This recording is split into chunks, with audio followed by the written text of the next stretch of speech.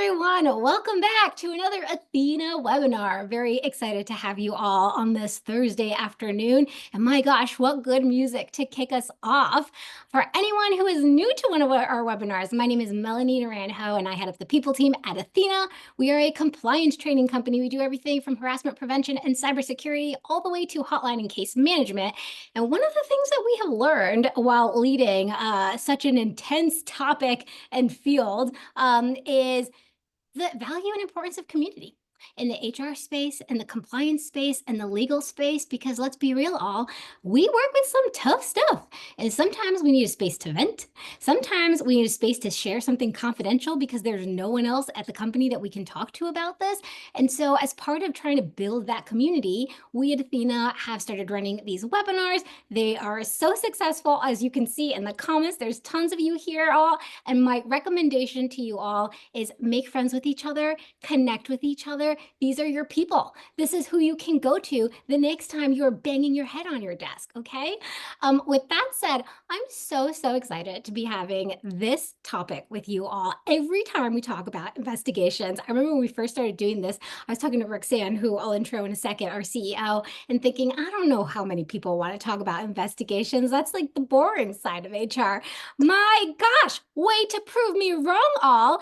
These are always the most highly attended webinars. And so I'm super thrilled and excited to be chatting with our very own Athena CEO, Roxanne Petraeus today, as well as Lisa Beth Lentini Walker, who is, okay, I'm gonna try so hard to get your title here correct, Lisa Beth, because it's a long one, as it should be for someone with such an established experience and background. Deputy General Counsel and Corporate Legal and Assistant Secretary at Marqeta, one of our customers. So happy to be partnering with you all.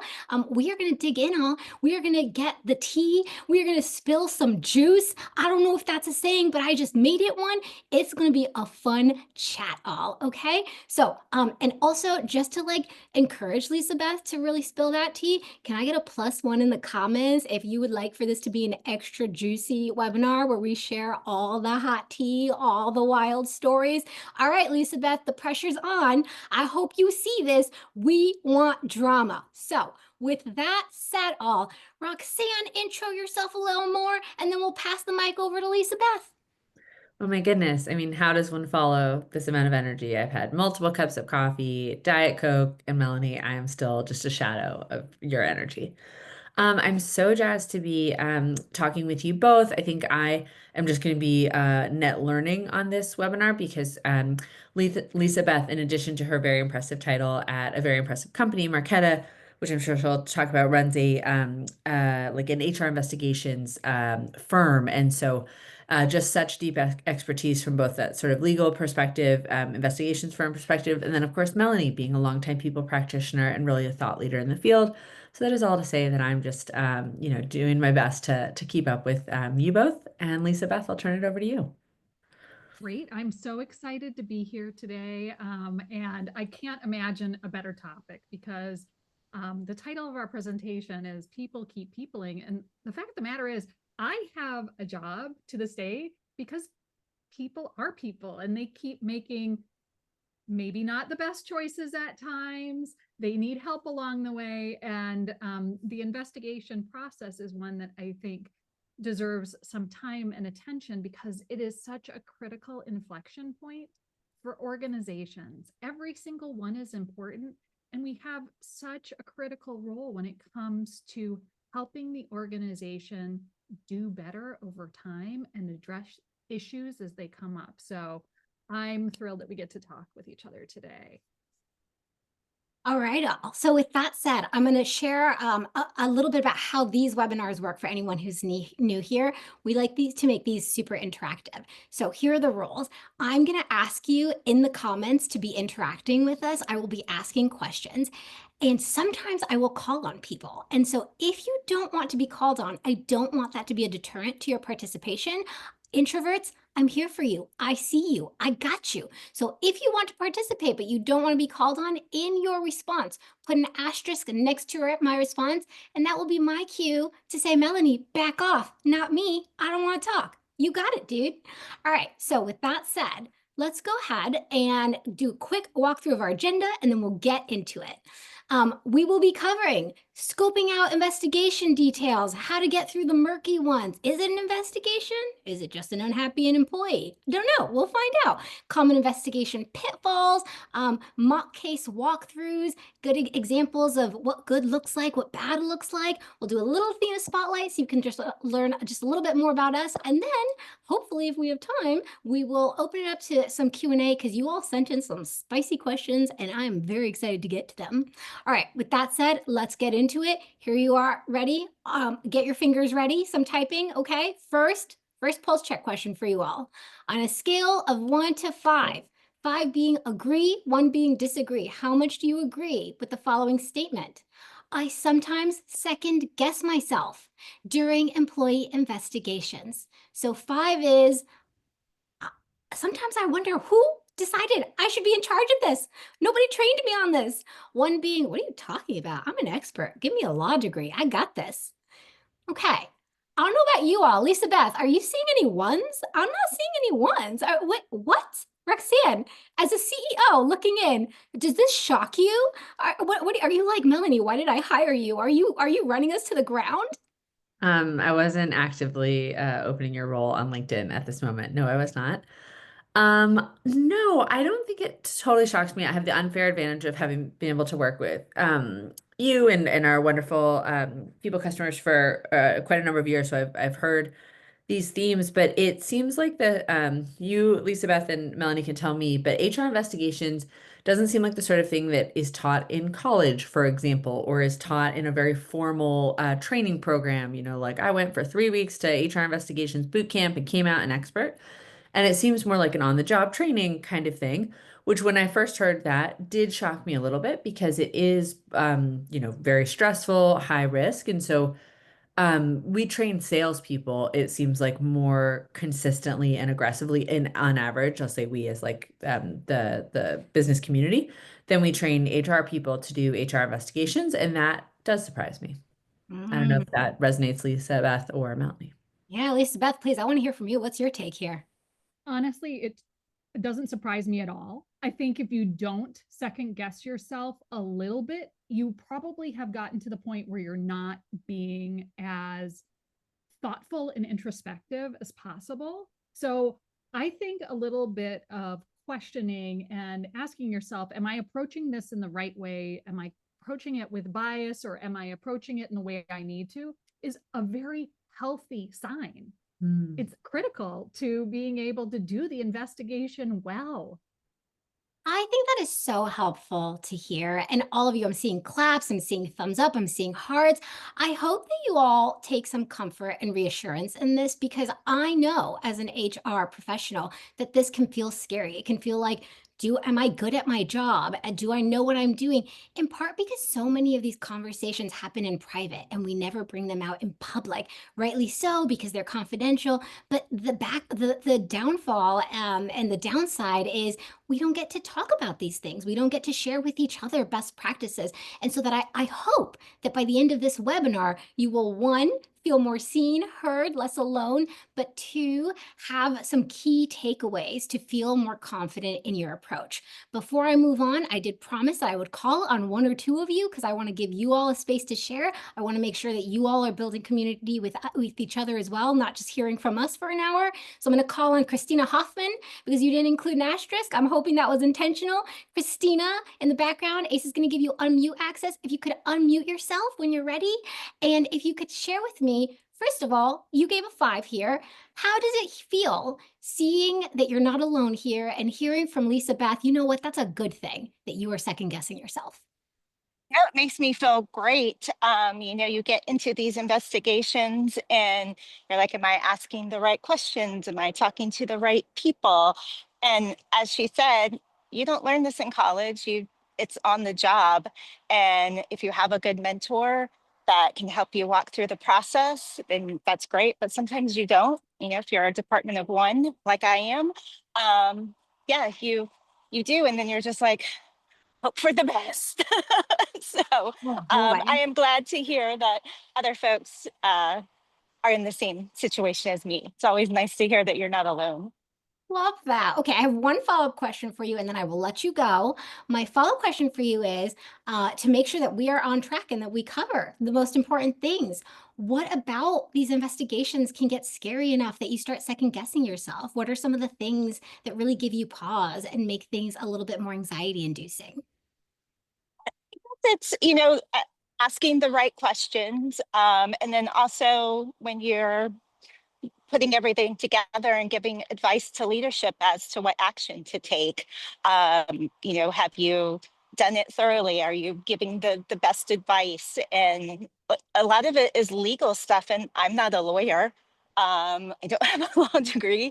So, we don't have a law department internally or legal department internally. So it's, a lot of researching and asking colleagues and my mentor but yeah, that I think that's probably the biggest thing.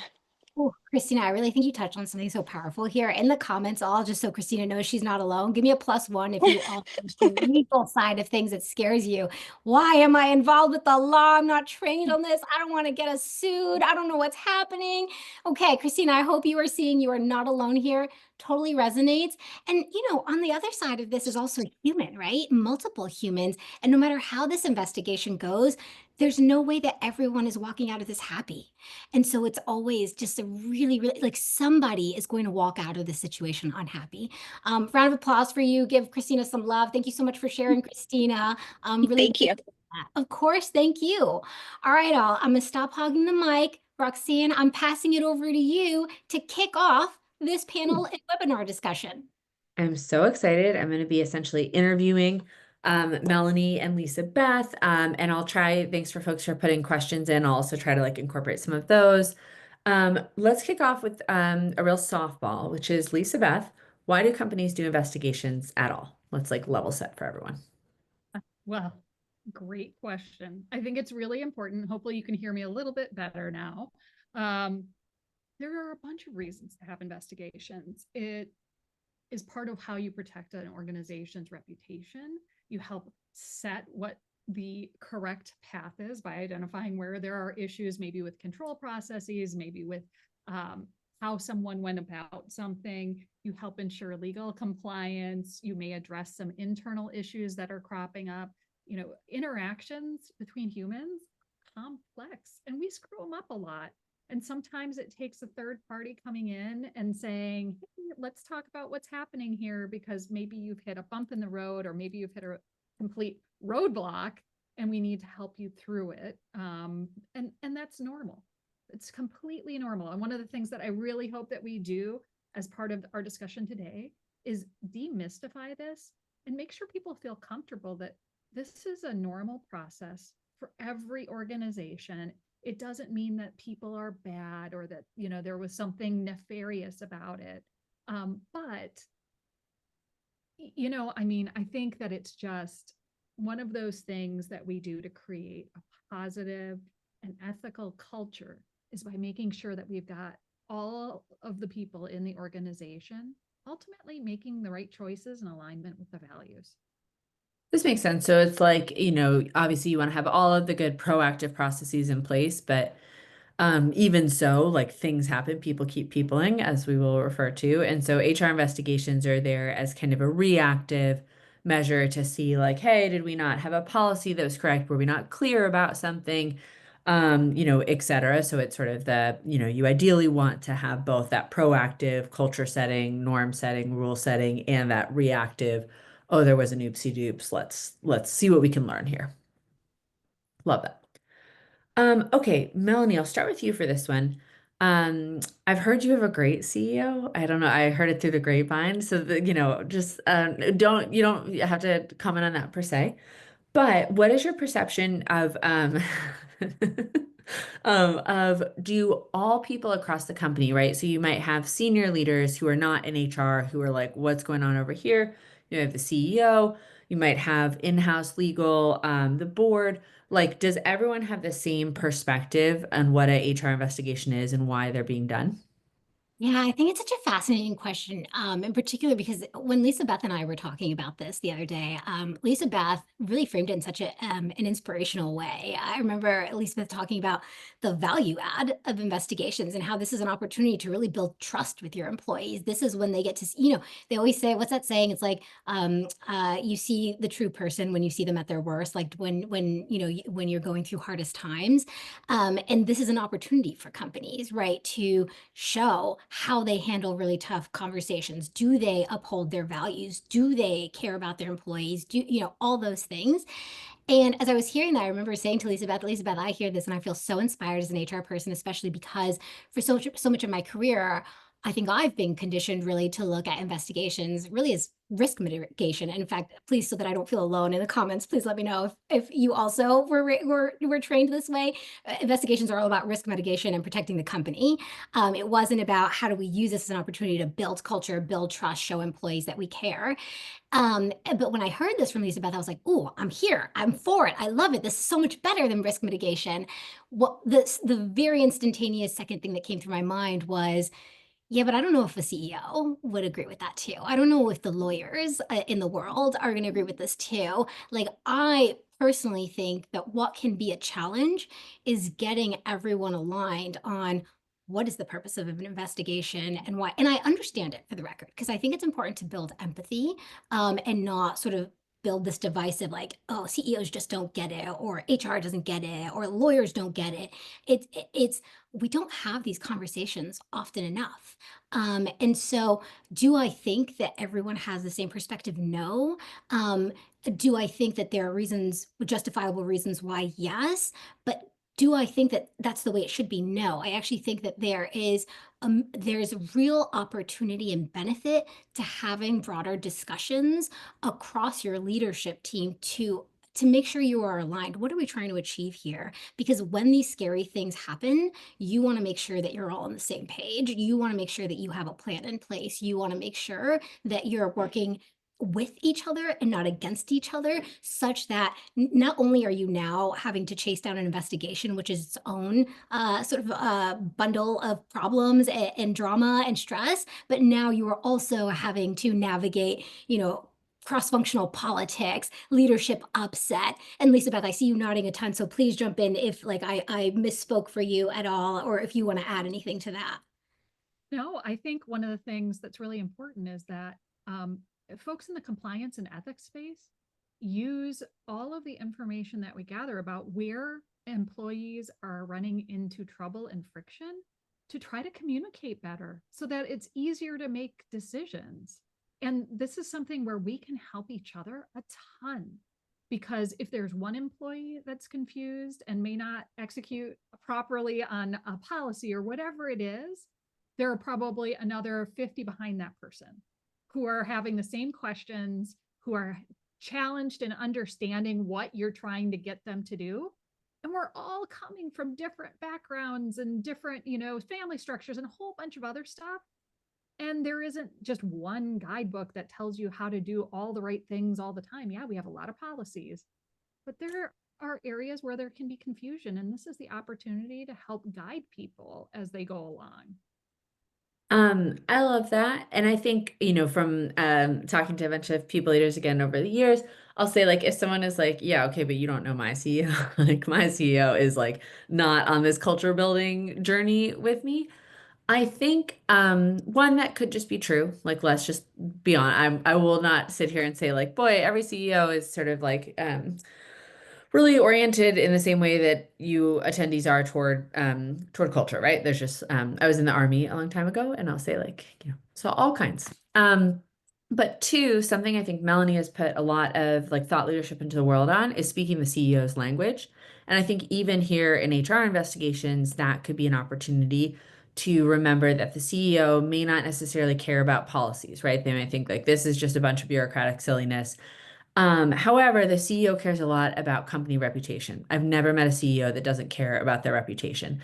And so if there's a way that you can tie the reason we have these, whatever, data policies or whatever is because we're a fintech company, we're a health tech company, and it's really crucial that our employees live these values, that, in my experience, and even being a hard-headed CEO, again, Melanie will only say positive things about me, but that gets my attention more sometimes than HR speak to me, which is just like, it's not the language I've grown up. It's not the language I speak every day. Folks, we're gonna get tactical, and Lisa Beth, feel free to incorporate some stories into the next set of questions, which are going to be a very tactical walkthrough of investigations. Okay, so what should an HR professional? It seems like we have a lot of department of ones. Let's assume, you're sort of a smaller team. You don't have the massive resources of a larger company. What do they do when a report lands on their plate? So maybe even starting with, how do you know what triggers in your mind we need to do an investigation? Ooh, this is always a good one. And we are faced with so much data and information that's just rolling in constantly. It can feel overwhelming, like, the waves of the ocean that just never stop on the shore. So look, there are a couple of ways that people can report in. Whether you have a hotline, and hopefully, many of you do have hotlines, that is one method.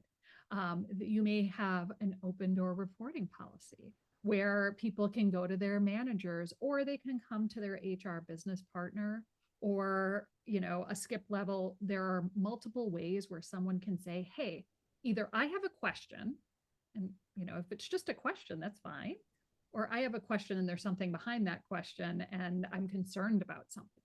So lots of ways that this can come in to determine whether it's a big I investigation versus, fact finding and information conveyance. I think those are two different things. And sometimes it can be hard to tell the difference. I always say when it first starts, like, and you hear about something that someone has a question about, we presume it's a question unless there's something more there that needs to be followed up on. Yep. If there is a capital I investigation and somebody's saying, hey, there's fraud, there's misconduct, there's something else, then that's when you should start your triage process to determine, who's going to be responsible for this and what do we need to do. But Melanie, I would love to hear from you too, because you've got more experience on the day-to-day ins and outs of HR. And Melanie, I feel like a good kind of like segue of this is sort of the classic dilemma that you've put in here, which Lisa Beth is alluding to, of like, I'm not making a formal complaint. I employee might not be using capital I investigation terms. It's somewhere in this, call it gray area. And if you have any anonymized examples of gray areas, even better, Melanie. Yeah, absolutely. I think, what's funny is I think there are these, what I like to call trigger words, right? So if somebody uses a word, and in the comments, just give me a +1 at any point when you hear a word that triggers you, okay? Discrimination, retaliation, harassment, hostile work environment. So you hear these words and immediately, like, boom, like alarms are going off. You're like, this is big.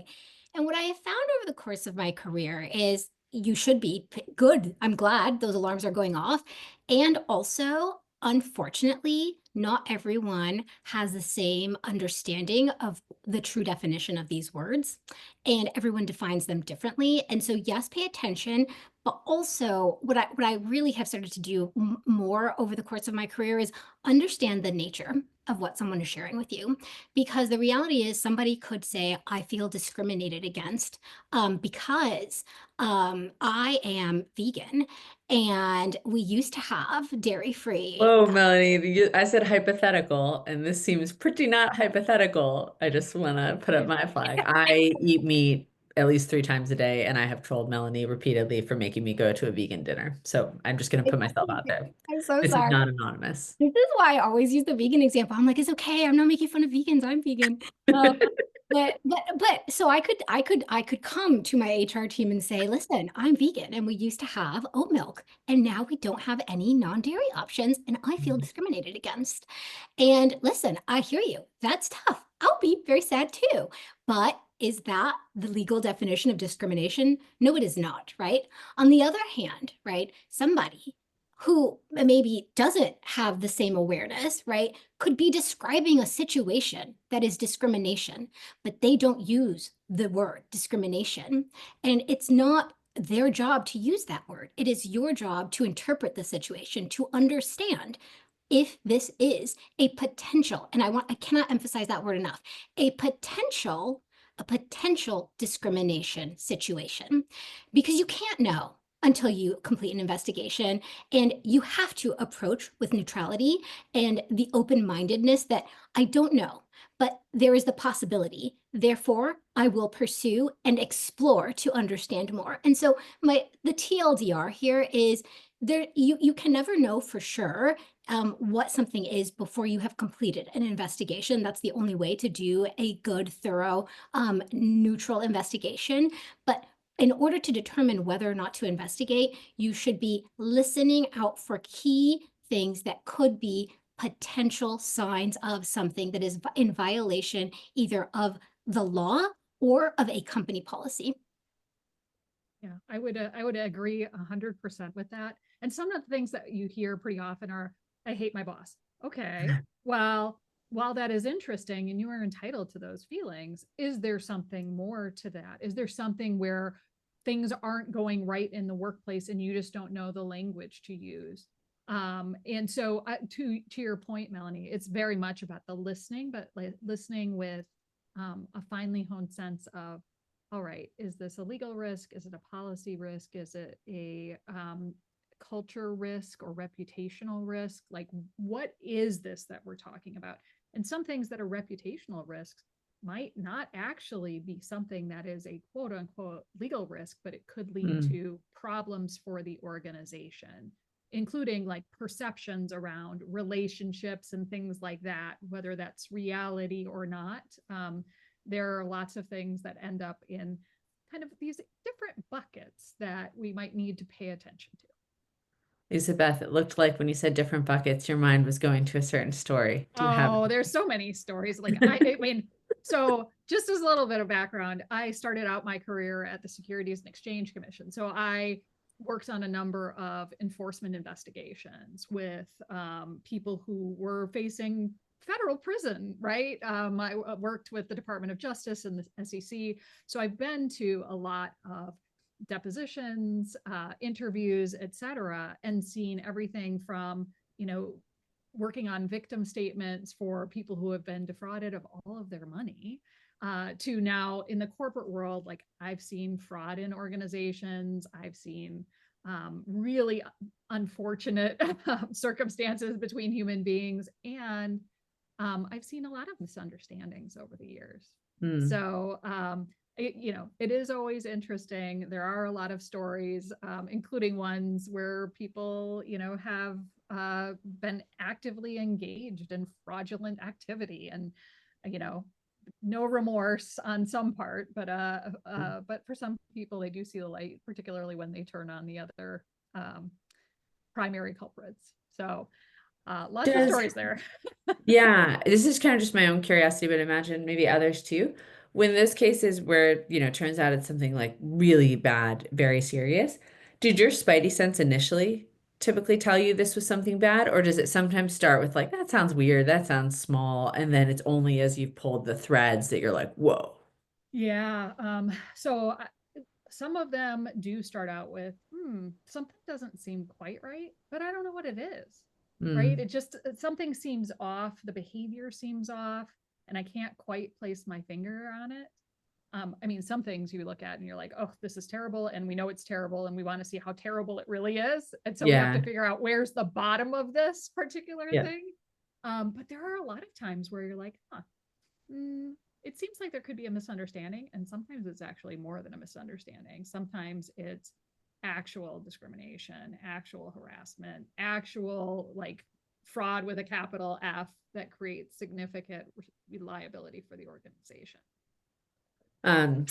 I have probably the least good stories of the three of you all, but just to at least contribute to the pot of tea that Melanie asked us to brew. I mentioned I was in the Army a long time ago, and the only time I was ever in any investigation, I was at airborne school. You learn how to jump out of planes. And the night before we were starting the week, a sergeant in the front of a formation of about 500 people said, women aren't meeting the standards. All these women are dropping out of runs. I'm old school Army. Women don't meet the standards. And to just like say what an era it was, I didn't think anything of it. I was like, yep, I've heard that before. Went about my day, and there was a senior woman in the group who reported him. And because my last name at the time was with a B, I was in the very front of the formation. And so she said, I'm ordering you to go into that room and write down what happened because I know you heard it. And I was like, oh man, because you just wanted to like keep your head down. And there wasn't really an investigation. I just wrote down that's what he said, and he was recycled one class, so he just started a week later. So, It's anywho. It's so but it's I think it's such a relevant example here, Roxanne, because listen, again, potential, right? Like would have been worth investigating, looking into. But I'm going to guess, and tell me if you disagree. The message that you got from how that was handled was don't say anything because it's not going to go anywhere. I mean, you tell me, did you feel encouraged or discouraged to I say? think in this situation, it was an example of kind of what you all were both talking about at the beginning, where this was maybe, and the Army has wonderful people. It is a huge organization. It also has people who are not doing the right thing. In this situation, I would say it was an example of HR investigations being done as very much a check the box risk mitigation exercise. So, like, no one was doing this because they thought, hey, this isn't the culture that we want to set here. And this is actually about changing behavior. This was like, well, shoot, someone's senior reported it, so I can't ignore it. So I'm literally going to check a box. I signed an affidavit saying I heard this. They pulled two or three other people and you sign it. And, we do whatever it is that the checklist tells us to do and we move on. And there was no discussion that was like, hey, that was pretty unacceptable. Hey, the fact that a lot of men heard this and didn't say anything also indicates that we weren't building a culture of inclusion. So I think it's just maybe an example of a way that HR investigations can be done, completed, the box was checked. But I wouldn't say anyone walked away from that experience building a stronger culture, building a better reputation, as it were, for the Army. So anyway. Yeah, to your point, like though it's not only the investigation and how you ask the questions, it's what happens throughout the entire life cycle. Like, how are you keeping people engaged along Right. the way to know what to expect? The biggest problem in any relationship is unmet expectations. Mm, And that includes in the investigation life cycle. So when we start, we have to give a clear idea of like, here's our time together, and here's what you might hear from me in the future, including I can't tell you much, but what I am going to tell you is I'm going to tell you when this is over so you know that I'm yeah. not coming back to you again. And I I think won't be that's able to huge. tell you the resolution either, but just know that we're working on it. I think it's huge because in, again, my example, I thought I was in trouble, right? I was like, shoot, I've just signed a big old official looking piece of paper. Am I in trouble if this guy comes back and says, no, I didn't say that? Like, no one kind of set expectations. No one explained anything. It was come in, what did you hear? Sign this paper, leave. And that can just be, you have to remember that probably the people that you're investigating typically are employees who've spent no time in HR, no time in legal. And so they're just sort of like, they're filling in, Lisa Beth, to your point, blanks with their own stories. And those can sometimes be far more dangerous and scary than whatever you would have taken those extra 4 minutes and basically said nothing, right? I don't have an update for you. I'm not going to have an update for you, but I'm at least going to like, sort of take the time to say that. I know we're gonna we have quite a bit more to share, but I'm just gonna throw out this one very quick note here, which is I feel like sometimes when we talk about investigations, people sort of think in binary. It's like you got to investigate so that you can like fire someone, right? Or you got to investigate so that like that person is exonerated. And really, when I hear a situation like this, there's so many other things that it could have led to. Like, hey, okay, this wasn't like a terminable offense or whatever the right term is for the Army, but it did reveal to us that while we don't think that a law was broken, it did reveal that there's a culture here. There's an opportunity for culture improvement because we don't currently have the culture set up to, empower everyone appropriately, to embody our values. And I say that to say, right, that sometimes I think people get overly scared of investigations or whatever the case that may be because they think it's just these binary opportunities. But really, Mm. sometimes you you you want people to speak up so that if nothing else, you can help curb and mitigate a problem before it snowballs into something much more litigious, much more nefarious, and much harder to reverse. I think that's So right. It was, yeah, a very big missed opportunity in this particular example. Lisa Beth, I cut you off. I was going to say, I totally agree because honestly, one of the biggest things that I see that's a positive coming out of almost any investigation is the remediation plan afterwards, which Mm, can include things like how do we communicate differently so that we're connecting people way ahead of time and giving them the tools and resources they need to make better decisions. Um, you know, having investigated things like insider trading and a whole bunch of other stuff, a lot of times it's about giving people the right tools and resources to communicate early and often and making sure that they understand that there's an open door to their HR business person. There's an open door to compliance and legal. Like, actually, we prefer to talk to you early before yeah. we get into massive problems. I think that's right. And again, like to the speaking the CEO's language, something a lot of CEOs are very well steeped in is sales, is business development. And in sales, there's a saying like win or learn, so like you don't want to win or lose. You want to either win or you want to learn something. Oh, why couldn't we get this company's business? Oh, it's because our feature set isn't built up enough here. And I think in framed in that way of like an investigation is sort of the learn component of this. It's like, yeah, ideally we're sort of doing the right thing a lot of the time, and then sometimes we aren't. And that framing, I think, can be really powerful. Folks, I'm getting yelled at left, right, and center with so many questions, which is amazing. But what I'm thinking I'm going to do is maybe do a little bit of like a lightning round kind of thing with a couple of short questions just to get some of these more tactical ones out of the way. Lisa Beth and Melanie, I'm sorry, you are in very high demand. Lisa Beth, this one to you. When should someone think about potentially calling a firm like yours versus saying, I got this. I'm in-house. I got this. I don't need help. So number one, always look at what resources you have. Do you have the technical expertise you have? Do you have the people power to do this particular investigation? Because investigations can spiral at times if you're not careful, and they may be bigger than you originally think. So Yeah. always look at resources. Make sure that you don't have conflicts. Like, it's really hard to investigate your own boss. Not a good plan. Mm. Make Did you hear sure that, that Melanie? That vegan comment, you just park that one. Yeah. right there you go. If it's going to be super public facing, and if you have someone like one of your top executive team members as part of that investigation, whether they're a witness or the actual subject, that's where you would probably want to get some third parties coming in. And if you need to protect any of it in privilege, now you can never privilege the facts, Mm. but if there are things that you want to be able to protect as part of that process through attorney-client privilege, you might want to look at a third party. And Lisa Beth, given I saw a lot of comments basically saying like I'm not a lawyer. You just said privilege. Could you give a couple sentences more into explanation as to when someone should be thinking, I do want to protect this, and what does that mean? So depending on what types of complaints you get in, if there is something that is going to likely result in a significant termination, or if there's going to be a lot of conflict in that process, that's Yep. usually when I say you better start talking to your attorney often. Now, you don't necessarily need to go outside if you have internal resources, but you have to look at the nature of the complaint and who's involved. We have, with a lot of the companies I've worked with the company I'm currently at, we have a tiering, kind of almost like a tiering calculator. And we look at, like, does it meet this criteria? If it so it is a tier one all the time. Do any parts of it meet that criteria? That means we're going outside.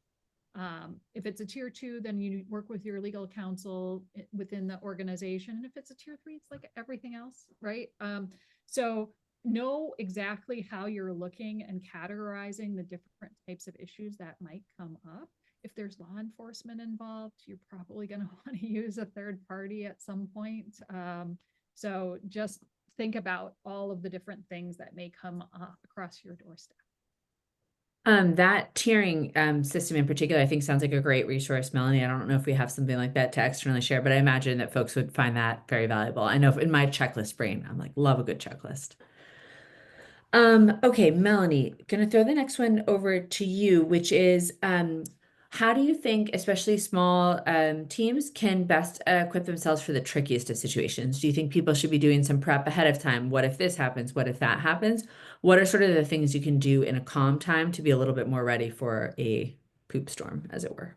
Yeah, you should have a checklist. Like you should just have a checklist. You should have a prepared checklist of here's how we handle investigations. And for the record, we have some. We'll share them with you afterwards. Of course we Um, do. Of course we do. I'm the last to know. Yeah.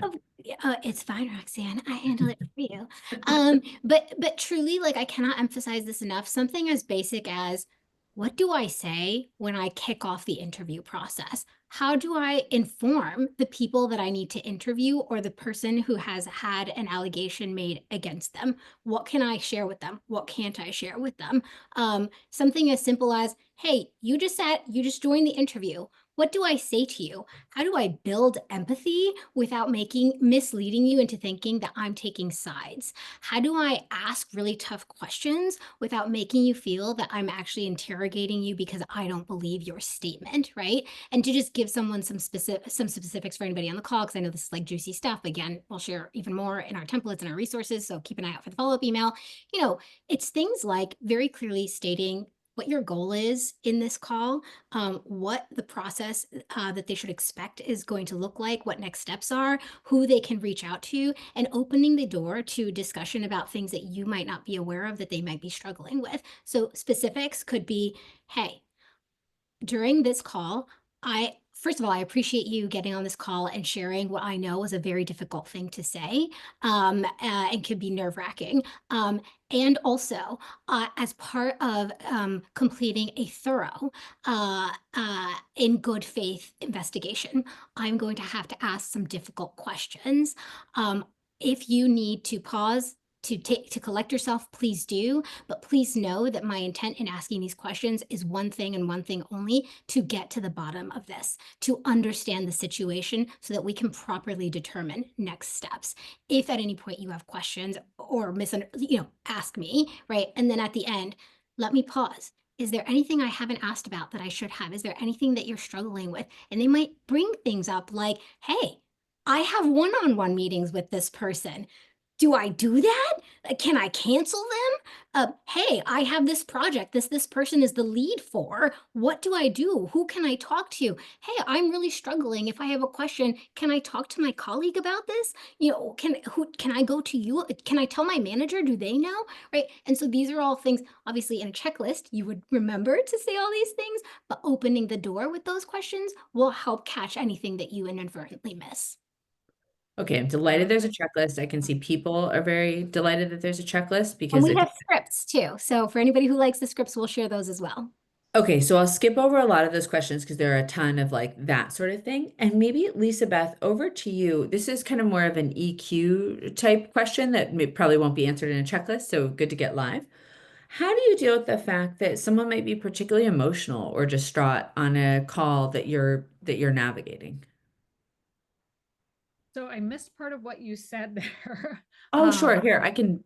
Um, Question is just, how do you deal with a lot of emotions on these calls? Melanie, we may need you to pick up if you're able to hear me. Yep. I'll jump in because I think technical Awesome. difficulties. Lisa Beth, I'm going to jump in just to give you a second for your internet to cut back in. So in terms of dealing with emotional situations, it's always going to happen. It's part of the investigation process. We're human.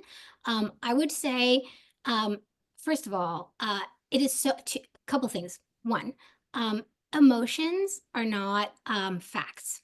And so what I strongly encourage people to think about is just because someone is more emotional than another, do not ever take that as a sign that one person is being more truthful than another. Wow, they really must have done this thing to this person because they're so upset and distraught. Maybe, but maybe not, right? And so it's really, really important that we focus on the facts. On the flip side, right, when someone is emotional, it can be really difficult to collect the information appropriately. And so sometimes it is better to give the person time to press pause and say, hey, I can tell this is having a strong impact on you. Let's press pause. We can turn cameras off if that would be helpful to you. When you're ready, let me know and we'll resume. Or if you'd like to press pause, we can finish this later today. I want to give you some time to collect yourself. But at the end of the day, the point is let people have their emotions, and also make sure that you yourself remain neutral throughout the process. Love that. And Lisa Beth, tell me if you can hear me again and I'll direct one over to you. Great. Speaking of emotions, CEOs, leadership, how do you think and how do you maybe counsel folks on how much information to share with senior leaders, how early? What if you have that CEO who wants to know everything? What if you have that CEO who's like, no thanks, this is all noise? How do you navigate those things? I've never met a CEO who didn't want to know everything. But let me start there. Most of the leaders want to know way more than they probably should, far earlier than they probably should too, because they want to know all the details. Like this stuff can sometimes be kind of juicy, especially if there are allegations in there. I think it's important that some background. So we have the process go through, be untainted by others who want to know. And also for executives, I think it's really important that they don't get into all of the details because it may color their view of other people within the organization situation. I mean, I've seen executives want to know every little detail. Every detail doesn't matter. There are lots of extraneous things that happen during investigations that may not be something that actually needs to come out to the light of day, including, relationships, etc., not with, not impacting the work. And so you just need to be really thoughtful about what you are and when the appropriate time is to, and it needs to be very, very balanced without feelings. Like there have been a lot of investigations where people are crying all the time.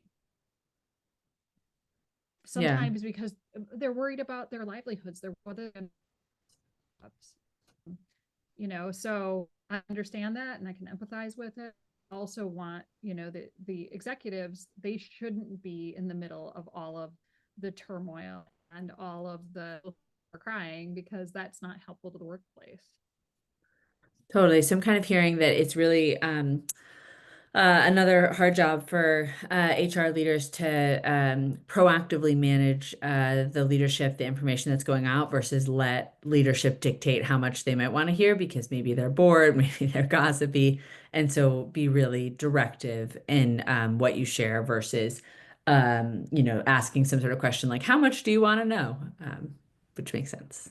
Melanie, looks like you had something to jump in on. I know we're almost at Q&A time too. So Melanie, tell me if you want me to turn the mic back over to you. Yeah, let's switch it over so we can have some time for the audience questions that came in. Yep. I'm going to very briefly, I promise, 3 minutes or less, share just a little bit of information about Athena, which will likely be helpful to anyone who has ever had an investigation or is trying to help make sure that their culture is set up for success. So with that said, as I mentioned, Athena is a compliance training company. And so one of many things we do is we offer compliance trainings of all kinds: harassment prevention, cybersecurity, anti-bribery encryption. And so I want to share some pretty cool things that we are doing for you all. So one is we were talking earlier about getting CEO buy-in, and I don't know about you all. In fact, can I get a +1 in the comments? I don't feel like I'm talking to myself for this next 2 minutes.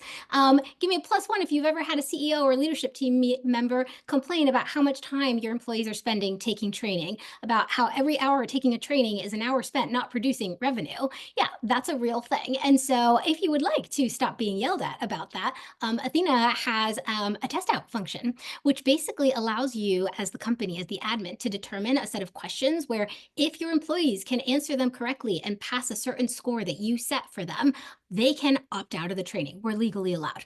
And so if they fail the training and you have to assign the training and your CEO says, why did they take this training? Because they literally did not know that you are not allowed to touch someone's butt. And we don't want them touching butts, so we're going to give them this training. Or on the flip side, you can then run reports and say, look, CEO, I know we had 20 hours of training, but you know how many hours we didn't have of training that we saved because of this test out option that Athena offered us? 300 hours, 300 million bajillion hours. It's a lot of hours. We actually just did a case study and it's actually wild. Like, we were shocked. Test out function, all of you get on it. And just so you know, we always give attendees a discount. So I'm serious, all. If you are sick of your training, if you're in charge of it, reach out to us. If you're not in charge of us, in charge of your compliance training, go to your HR person or your compliance person or your legal person and get them to get Athena. Just saying. We also have AI translation. So if you are a global company, whether you're working with our trainings or you are creating your own trainings for onboarding, maybe you're putting sales trainings together for your employees, you can within minutes translate all of your trainings into whatever language you want. Whatever language you want. I'm serious. In minutes. It's not, oh, I put in a request and weeks later, months later. No, in minutes, you yourself can assign through AI translations for all of your trainings, whether Athena training or your own created training. We also have badass content customization to the point where we have animations for our trainings, and you can literally say, I want to change the avatar to have more corporate clothing because that's our company style. Or no, you know what? I want them to be wearing jeans and a t-shirt. Or you know what? I want to change the gender because I feel like there's not enough diversity representation. Or you know what? I want to change the background because we're a remote environment. I want to have more of a home looking environment. You can create whatever customizations you want to create the training that you want. And if you want to redline the content yourself, you want to add in slides, you want to add in trainings of your own, you can do that as well. You don't have to reach out. You can reach out to our customer service reps. Everyone gets a dedicated rep, so we're happy to do that for you. But if you're like, no, I don't want to waste time on that. I want to do it myself. I'm a millennial, Gen Z. I don't like talking to people. That's cool. Do it yourself. And so we have in-app content creation. And if you're like, no, Melanie, I want the best of the best. I want you to custom shoot a video for me. You can literally send us a script and we will custom shoot a video for you. We will put in whatever questions you want. We will do that for you and make sure that it is still compliant with the law. I don't know, I'm a little biased, but it seems pretty good to me. So if you're interested by this, if you were excited, Marqeta thought we were good. So, maybe check us out. All right, with that said, if anybody tuned in for HRCI or SHRM credits, these are your codes now. Ace is going to put up a poll, and while you are answering some of our questions, Roxanne, let's answer some of their questions. So many good questions. Okay. I think I'm just going to try to consolidate a couple. I'll do jump balls. I don't know what sports metaphor that is, but I'll toss it out, and Lisa Beth or Melanie, either of you jump on if you have a strong perspective here. Do I always have to engage in the interactive process for a disability? Oh, okay, right. It's for either of us. Sure, I'll jump. Do you always have to engage in the interactive process? You should. You should. Now, what does that look like? Can vary company to company. An interactive process could be you asking some questions. It could be them filling out a form. But yes, you should. One, because the purpose of a reasonable accommodation is not a get out of jail free card. They're still going to have to do their job, right? It doesn't change the expectations of the job. It just helps you in partnership figure out, is there a way that we could reasonably empower you to do your job more effectively? So this is a conversation you should be having regardless. The answer is yes, but what that looks like, again, can vary. Consult your lawyer.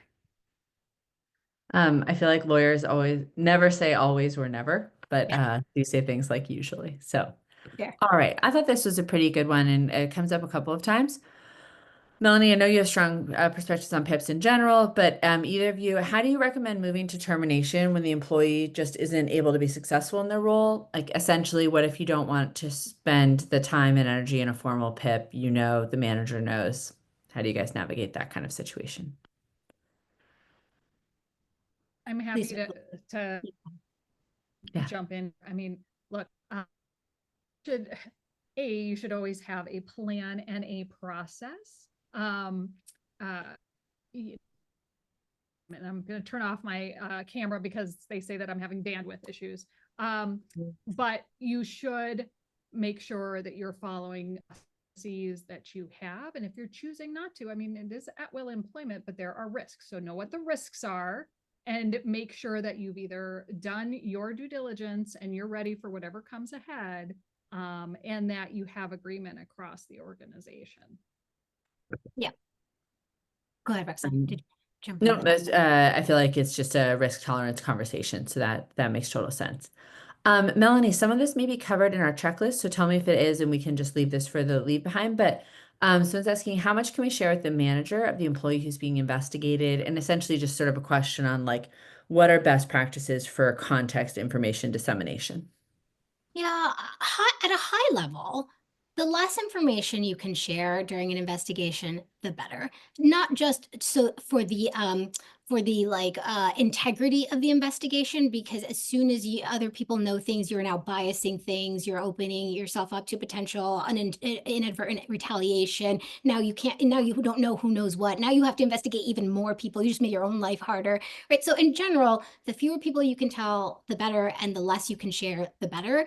Um, so I would really think about what is need to know. And if it is not need to know, don't do it. And need to know is truly things like, hey, just so you know, an investigation is happening. I cannot share details with you, but as a result of this investigation, we're having this person go on administrative leave for a week. And so you're going to have to work around X, Y, and Z. I explained to you that there's an investigation happening, but there was no need for me to share the specifics of the investigation. So always ask yourself, like, what is the business justification for why this person would need to know this? And if you can't come up with one, probably you shouldn't say it. I love I would that. agree. Maybe the last question, because I know we want to get folks out on time. This comes up a couple of times, and I'm going to consolidate these questions into how do you navigate an investigation where the employee is difficult, constantly been defensive, is kind of a pain in the butt, has been perceived as toxic in the past, like that's the person who's coming to you saying, I've got an issue. Because I'm sure you all are humans, we all are. There are one-on-ones we look forward to more than others. How do you all handle that? I'll jump. I'll I start, and think then what, Lisa. Oh, go Elizabeth. ahead. Okay, I'll start, and then Lisa Beth, if you want, jump in. I always like to just ask the person, like, what are you looking to achieve here? Like, what would be a happy resolution for you? And listen, sometimes they'll say something that is not reasonable, and then you should say to them, that's not reasonable. I cannot promise you that. Here's what I can promise you is that we are going to conduct a thorough investigation. And if there is anything that you think I'm missing, speak up. But my goal is to conduct a thorough investigation, so on and so forth. And if they continue to bring things up, right? Obviously, you always go through the process, but at a certain point, it might be helpful to take a step back and say, hey, we have done all the investigations as you've brought things up, and we will continue to do investigations. But I have to say, I'm noticing that, it seems like you might just not be in you might just not be you want to be careful with the framing here, so consult your lawyer, but it might just be that our values are misaligned. It might just be that, like, you are not happy here. Is that a conversation worth having? Now, that is separate always from the investigation, because those are two separate things. But you do the investigations, but separately, if you find that there's a pattern of behavior with this person who's just unhappy at the company, that might be worth addressing. Lisa Beth, if you want to jump in. I would totally agree with you. I mean, there are often times people who are just perpetually unhappy, and with things that are not going to change because they're not things that are, there are things that are aligned to what the organization wants to be and how it wants to be. And then it starts to become a conversation of, you've had a lot of, concerns here, and these are concerns where we have not found them to be substantiated. Maybe this is just not the best situation for you. But when it comes to difficult people, even difficult people have, the right to have an unbiased and fair process. It will probably not yield what they're looking for, but they do get to go through that process. And at some point in time, if they are what we call a frequent flyer, and there are oftentimes frequent flyers, you know who they are, at some point, they typically will become enough to leave because they are not getting what they want, because what they want is oftentimes unreasonable. Ending on the frequent flyer note seems like a good one. You all are just doing some tough work out there, so I have nothing but respect for you all having to navigate these situations. I'm so sorry we didn't get to everyone's questions. We got through barely half of our own agenda, so I'm sure we'll follow up, get more information. Lisa Beth, huge thank you for joining us and bringing your expertise. I know that Melanie and I both just like really enjoyed this conversation. Cool. All right. It Thanks, was everybody. great See being you at in the this next. with you. Oh, this is a blast. All right. See everybody soon. Thanks all.